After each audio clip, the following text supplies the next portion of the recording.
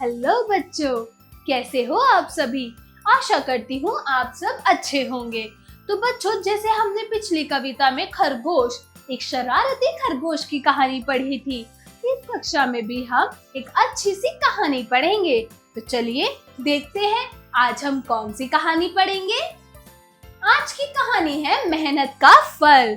मतलब जो व्यक्ति मेहनत करता है उसको हमेशा फल अच्छा ही मिलता है। तो चलिए शुरू करते हैं।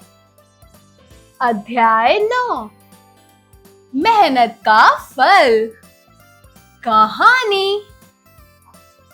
अध्ययन से पूर्व मतलब कहानी पढ़ने से पहले। तो बच्चों, जैसे कि आप इस चित्र में देख सकते हैं, यह चित्र एक खेत का है जिसमें किसान बैलों से खेत जोतवा रहा है।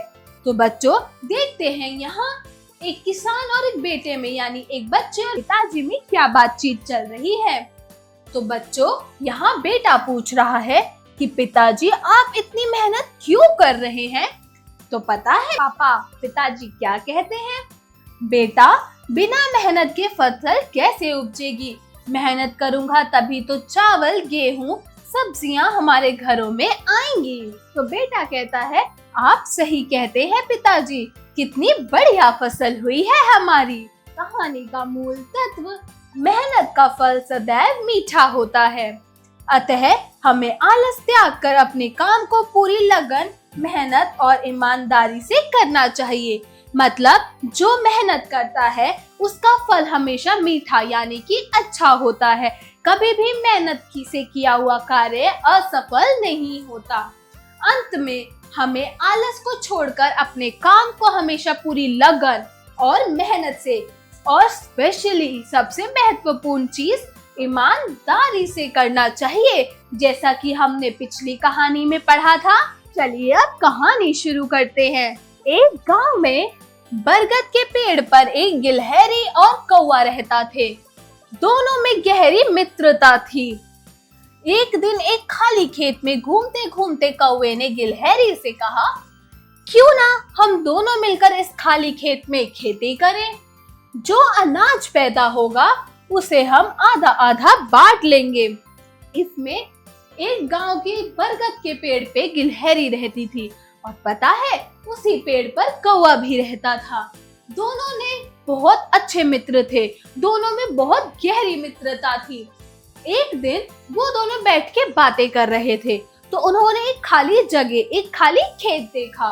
उस खाली खेत में घूमते घूमते कौवे के दिमाग में एक चीज आई, एक आइडिया आया। तो पता है उसने गिलहरी से क्या कहा कि क्यों ना हम दोनों मिलकर इस खाली खेत में खेती कर ले। जो भी अनाज होगा उसे हम आधा आधा बांट लेंगे। मतलब आधा तेरा और आधा मेरा। कौवे की बात सुनकर गिलहरी बोली, हाँ कौवा भाई, तुम सही कहते हो। हमें इस खेत में अनाज पैदा करने की कोशिश करनी चाहिए।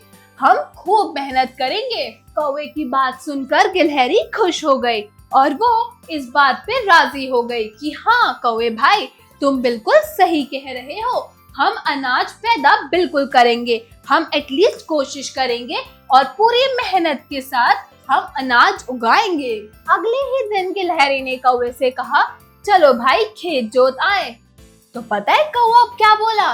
तुम चलो, मैं पीछे से आता हूँ। लेकिन कौवा नहीं गया। फिर गिलहरी अकेले ही खेत जोत आई।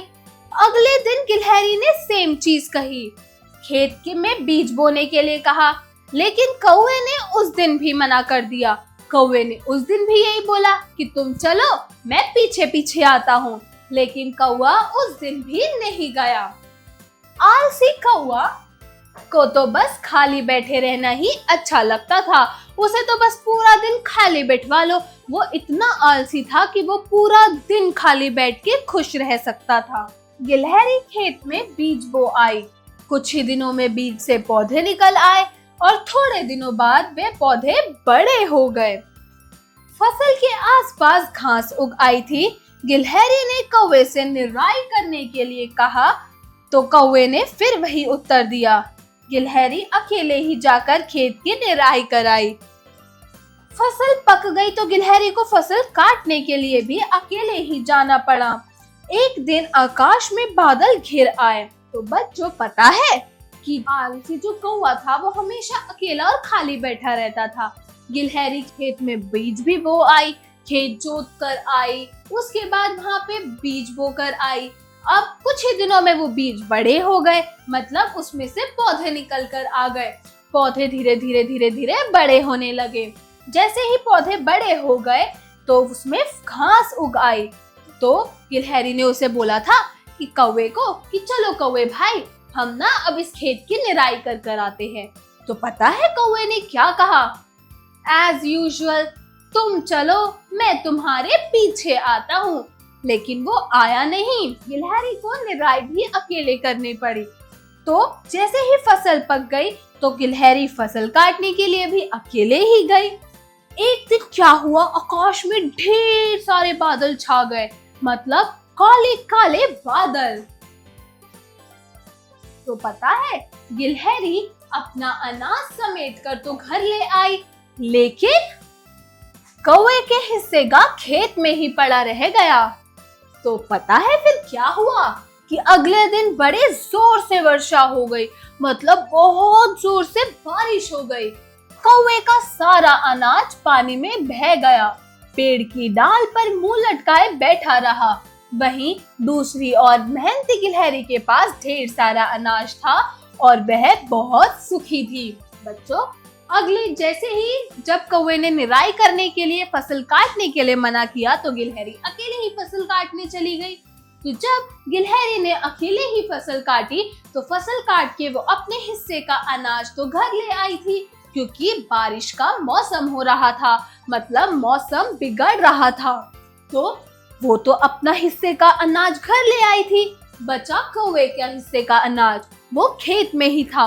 अगले दिन बहुत जोर से वर्षा यानी कि बारिश हुई, जिससे कौवे का सारा अनाज पानी के साथ बह गया और कौवे के हाथ कुछ भी नहीं लगा।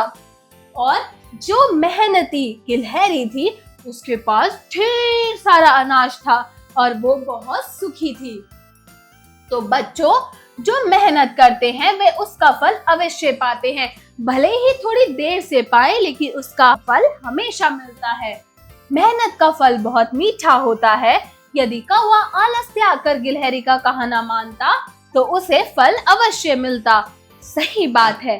अगर गिलहरी ने जब उसे फसल काटने के लिए बुलाया था, अगर कौवा अपना आलस साइड रखकर अपना आलस को त्याग कर उस गिलहरी के साथ चला जाता तो आज उसका अनाज भी पानी में नहीं बह पाता, वो अपना अनाज भी समेट कर घर ले आता।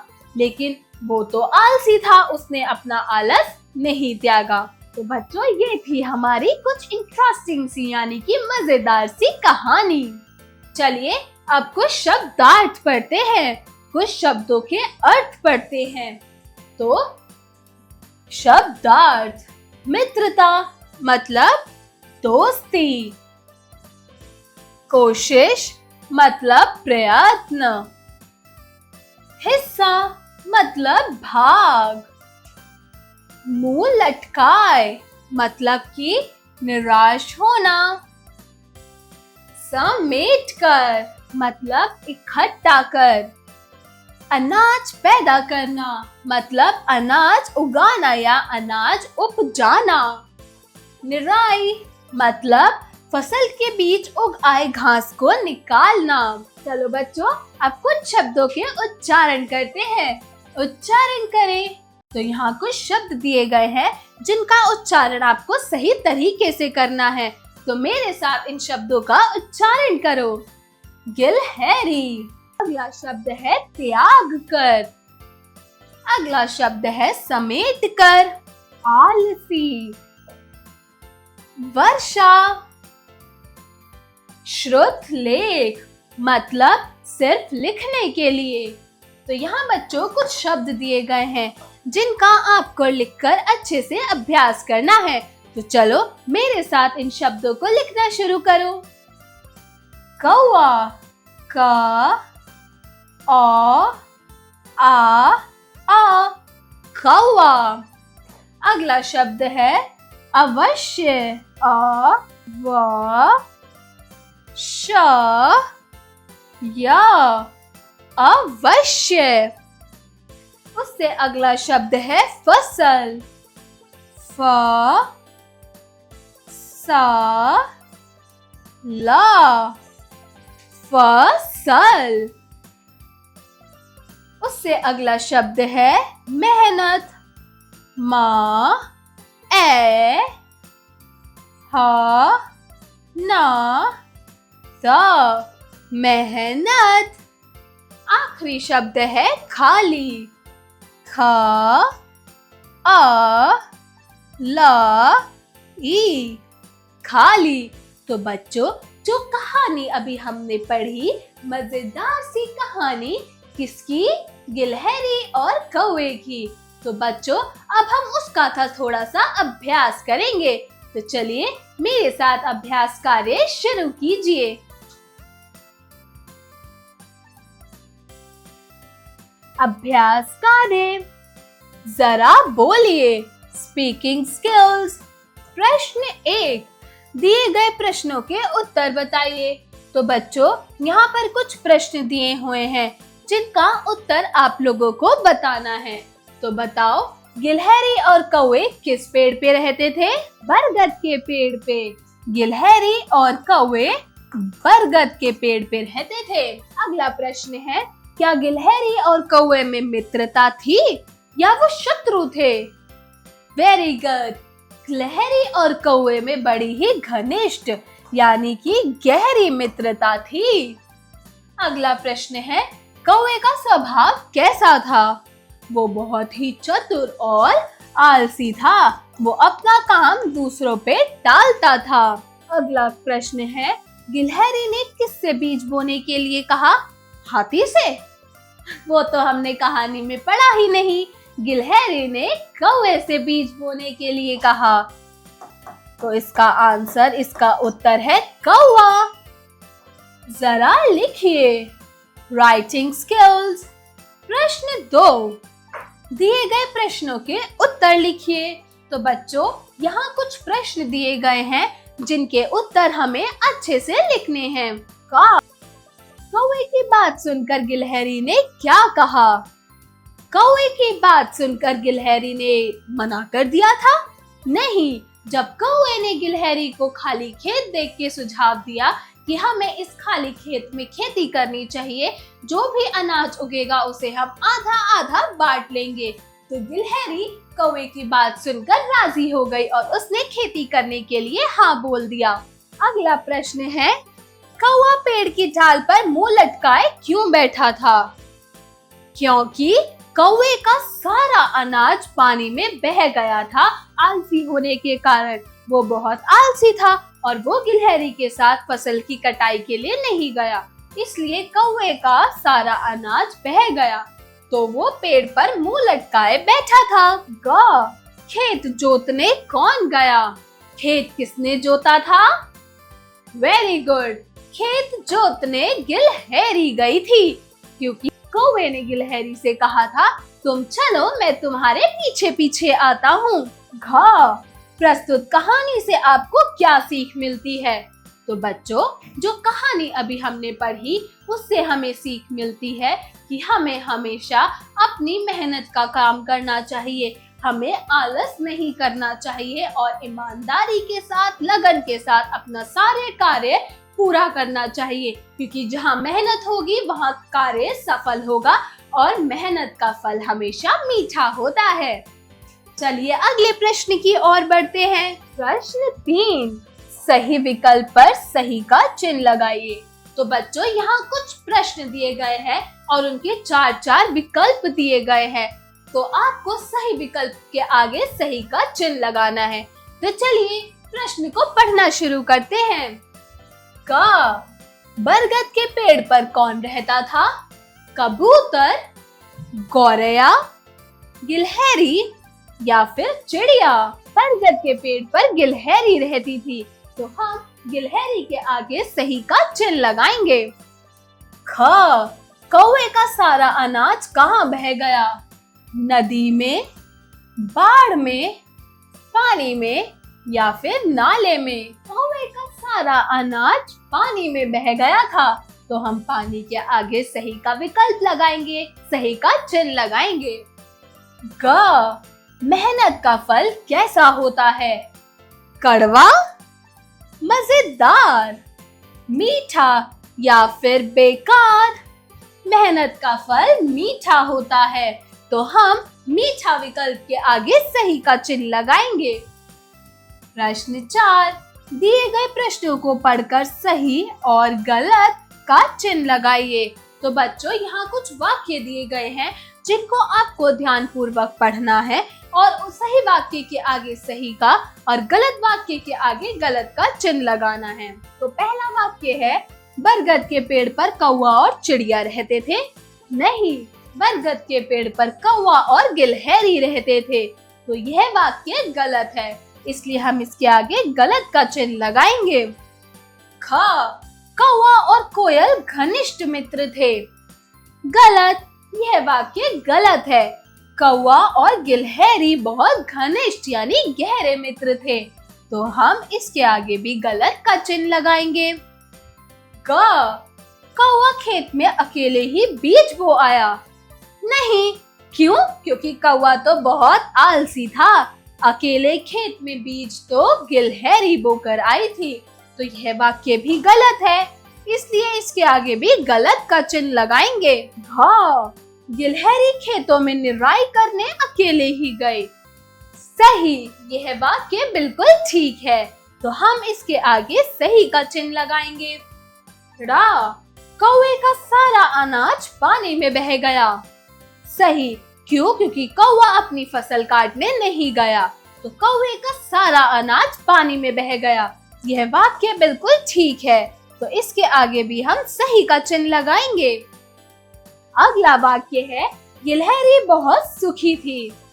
बिल्कुल सही, यह वाक्य बिल्कुल ठीक है, तो हम इसके आगे भी सही का चिन्ह लगाएंगे। चलिए अब अगले प्रश्न की ओर बढ़ते हैं। प्रश्न 5, दिए गए वाक्यों में से सर्वनाम शब्दों पर गोला लगाइए। तो बच्चों, सर्वनाम शब्द वो होते हैं जो संज्ञा की जगह पर इस्तेमाल होते हैं। जैसे कि विराट कोहली एक बहुत अच्छा क्रिकेटर है। विराट कोहली दिखने में बहुत अच्छा है, तो इस वाक्य में 2 बार विराट कोहली आ रहा है। तो हम बाद वाले वाक्य में जो विराट कोहली है उसकी जगह वह, वे, वो का इस्तेमाल कर सकते हैं। जैसे विराट कोहली बहुत अच्छा क्रिकेटर है, वो दिखने में भी अत्यधिक सुंदर है, तो उन शब्दों को सर्वनाम कहते हैं। तो बच्चों, वाक्य है, वह बहुत तेज दौड़ता है। इसमें सर्वनाम शब्द क्या है? वह। तो हम वह पर गोला लगाएंगे। अगला वाक्य है, रमेश ने कहा तुम कल जाना। तो इसमें सर्वनाम शब्द क्या है? तुम। तो उसका घर यहाँ से बहुत दूर है, तो इस वाक्य में सर्वनाम शब्द क्या है? उसका। तो हम उसका पर गोला लगाएंगे। हाँ, उसने मुझे मिठाई दी। इस वाक्य में सर्वनाम शब्द क्या है? उसने। तो हम उसने पर गोला लगाएंगे। प्रश्न 6, दिए गए शब्दों के तुकांत शब्द लिखिए। तो बच्चों, यहाँ कुछ शब्द दिए गए हैं जिनके तुकांत शब्द हमें लिखने हैं। तो बच्चों, जैसा कि हमने तुकांत शब्दों के बारे में पढ़ा था कि तुकांत शब्द वो होते हैं जिनकी ध्वनि एक जैसी होती है, जैसे कि आस, पास। तो इसके जो आखिरी के शब्द है वो एक जैसे हैं और इनकी ध्वनि भी एक समान है। तो बच्चों, अब आगे देखते हैं। अगला शब्द है सुरेश। तो इसका क्या होगा तुकांत शब्द? नरेश। अगला शब्द है पानी। वानी। अगला शब्द है जल। इसका तुकांत शब्द होगा नल। अगला शब्द है खाना। खाने का तुकांत शब्द क्या होगा? पाना। खाने का तुकांत शब्द है पाना। अगला शब्द है पेड़। पेड़ का तुकांत शब्द क्या होगा? भेड़। पेड़ का तुकांत शब्द है भेड़। छ, ताला। ताले का तुकांत शब्द क्या होगा? नाला। ज, आखिरी शब्द है रविवार। रविवार का तुकांत शब्द क्या होगा? सोमवार। चलो अब आपका थोड़ा थिंकिंग टेस्ट लेते हैं। जरा सोचिए, क्रिटिकल थिंकिंग। प्रश्न 7, यदि आप कहानी में कौवे की जगह होते तो क्या करते? अपनी फसल को बर्बाद होने देते या मेहनत करते? सोच विचार कर बताइए। तो बच्चों बताओ, अगर आप उस कौवे की जगह होते तो क्या आप गिलहरी के साथ खेत की निराई करने, बीज बोने व अपनी फसल को कटवाने जाते, या फिर इस कौवे की तरह आलसी की तरह अपने पेड़ पे अपने घर में बैठे रहते? ये आपको सोच समझकर इसका जवाब देना है। तो थोड़ा सा सोचो और इसका उत्तर अपनी अपनी किताबों में लिखो। जरा भाषा पर गौर कीजिए। Language skills. प्रश्न 8, दिए गए शब्द समूहों में से अशुद्ध यानी गलत शब्दों को गोला लगाइए। तो बच्चों यहाँ कुछ शब्द दिए गए हैं जिनकी स्पेलिंग या फिर ध्वनि गलत हो, उन अशुद्ध शब्दों पर गोला लगाना है। तो पहला शब्द है गिलहरी। यह बिल्कुल ठीक है, तो हम इस पर गोला नहीं लगाएंगे। अगला शब्द है मुंह। मुंह बिल्कुल ठीक लिखा है, मतलब यह शुद्ध शब्द है, हम इस पर भी गोला नहीं लगाएंगे। अगला है समेट कर। यह शब्द बिल्कुल ठीक है, तो हम इस पर भी गोला नहीं लगाएंगे। अगला शब्द है त्यागाकर। त्यागाकर गलत है, हम त्याग कर लिखते हैं, इसमें अ की मात्रा नहीं आएगी, तो यह अशुद्ध शब्द है, तो हम इस पर भी गोला लगाएंगे। अगला है अनाज। अनाज भी गलत है, यानी कि अशुद्ध शब्द है, हम अनाज बोलते हैं ना कि अनाज, इसमें अ की मात्रा नहीं आएगी, तो हम इस पर भी गोला लगाएंगे। क्यों? क्योंकि यह भी अशुद्ध शब्द है। अगला शब्द है निराई। निराई ठीक है, यानी शुद्ध है, तो हम इस पर गोला नहीं लगाएंगे। अगला शब्द है अवश्य। क्या अवश्य में अ की मात्रा आती है? नहीं, यह अवश्य बिल्कुल ठीक लिखा है, तो हम इस पर भी गोला नहीं लगाएंगे। अगला शब्द है मेहनत। मेहनत भी ठीक लिखा है, तो हम इस पर भी गोला नहीं लगाएंगे। तो बच्चों चलिए अगले प्रश्न को देखते हैं। प्रश्न 9, समान अर्थ वाले शब्द लिखिए। तो बच्चों यहाँ कुछ शब्द दिए गए हैं जिनका समान अर्थ, मतलब शब्द तो अलग है लेकिन उसका अर्थ सेम है, मतलब समान है, उन शब्दों को लिखना है। तो पेड़ का समान अर्थ वाला शब्द क्या होगा? वृक्ष। अगला शब्द है पानी। पानी का समान अर्थ वाला शब्द होता है जल। अगला है बादल। बादल को हम क्या बोलते हैं? जलज। बादल का समान अर्थ वाला शब्द है जलज।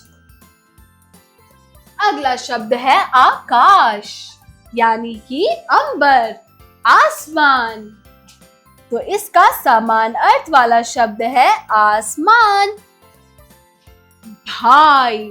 भाई को हम क्या बोलते हैं? भ्राता।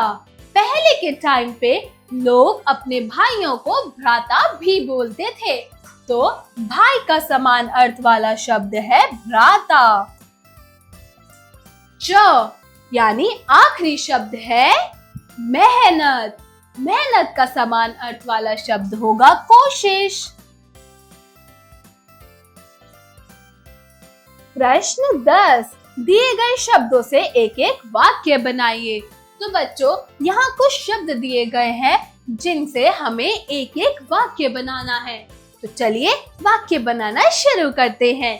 पहला शब्द है आलसी। आलसी से क्या वाक्य बनेगा? कौवा बहुत आलसी था। तो हमने आलसी से वाक्य बनाया कि कौवा बहुत आलसी था। तो अगला शब्द है गिलहरी। गिलहरी से हम बनाएंगे कि गिलहरी बहुत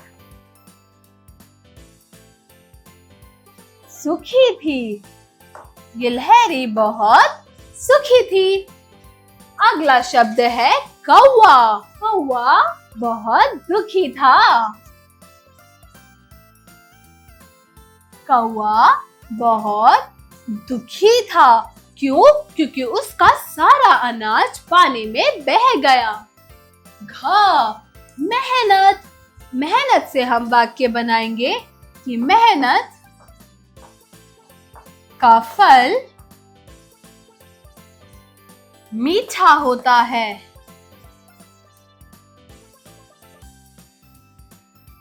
जरा रचनात्मक कार्य कीजिए। Creative skills. प्रश्न 11। प्रस्तुत कहानी में गिलहरी और कौवे में से आपको कौन बेहतर लगा? कक्षा में चर्चा कीजिए। तो बच्चों, जो कहानी हमने पढ़ी गिलहरी और कौवे की, उसमें से आपको कौन ज्यादा अच्छा लगा, कौवा या फिर गिलहरी? आपको इसमें अपने दोस्तों, अपने सहपाठियों और मित्रों से इसके बारे में चर्चा कर इसका उत्तर लिखना है। प्रश्न 12। मेहनत विषय पर 4 पंक्तियां लिखिए। तो जैसे कि अभी हमने पाठ में पढ़ा कि मेहनत करनी चाहिए, मेहनत का फल बहुत मीठा होता है। तो बस उसी मेहनत पर आपको 4 पंक्तियां लिखनी है अपनी अपनी किताबों में। चलिए अगले प्रश्न की ओर बढ़ते हैं। जरा दिमाग लगाइए। Brainstorming activity. प्रश्न 13। दी गई पहेली को उपयुक्त उत्तर को पहचानिए। तो बच्चों, यहाँ एक पहेली दी गई है। इस पहेली को पढ़कर आपको उत्तर पहचानना है कि इनमें से उसका उत्तर क्या होगा। तो देखो, यहाँ आपको 3 चित्र दिए गए हैं, कोयल, कौवा और उल्लू का। तो आपको इस पहेली को पढ़कर इसको सुलझाना है और बताना है कि इसका उत्तर इन तीनों में से क्या होगा। चलिए ये पहेली को पढ़ते हैं। कोयल जैसा रंग मेरा, भटकता हूँ मैं यहाँ वहाँ, बोली मेरी सुनते ही सब कहते हैं भाग जा। मतलब दिखने में तो कोयल जैसा है, उधर से उधर घूमता रहता है, लेकिन उसकी जो आवाज है बहुत बेसुरी है। उसकी आवाज सुनते ही लोग कहते हैं यहाँ से भाग जा। जैसे कोयल की आवाज बहुत मधुर होती है, लेकिन इसकी आवाज बहुत ही ज्यादा बेसुरी है। बताओ कौन? सही जवाब कौवा। कौवे की आवाज सुनते ही सब कहते हैं भाग जा। तो इसलिए इस पहेली का जवाब है कौवा। जरा रंग भरिए। आर्ट इंटीग्रेटेड एक्टिविटी, आपकी पसंदीदा एक्टिविटी। प्रश्न 14। दिए गए चित्रों में रंग भरिए। तो बच्चों, यहाँ पर एक कौवे और एक गिलहरी का चित्र दिया गया है, जिसमें आपको साफ सफाई के साथ और बहुत ही अच्छे से रंग भरना है। तो बच्चों, इन रंगों को आप अपनी अपनी किताबों में भरेंगे। तो बच्चों, अब आशा करती हूँ आपको ये कहानी अच्छी लगी होगी। मिलते हैं अगली कक्षा में एक नई कहानी के साथ। तब तक के लिए बाय बाय बच्चों।